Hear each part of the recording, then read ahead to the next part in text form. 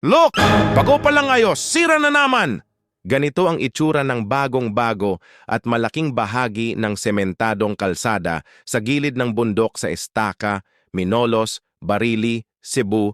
Dahil sa walang tigil na pag-ulan dulot ng Bagyong Wilma, bigla na lang bumigay at nagkabitak-bitak ang kalsada kahapon umaga, December 5, 2025.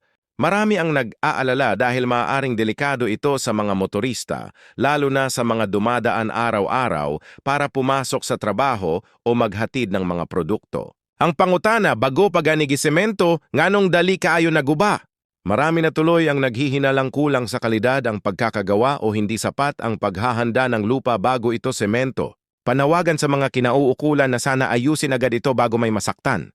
Sana siguraduhin na ang susunod na pagpapagawa ay tibay tested, hindi ulan defeated. I-share ang impormasyon para makarating sa dapat makarinig. Magkaisa tayo para sa mas ligtas na kalsada.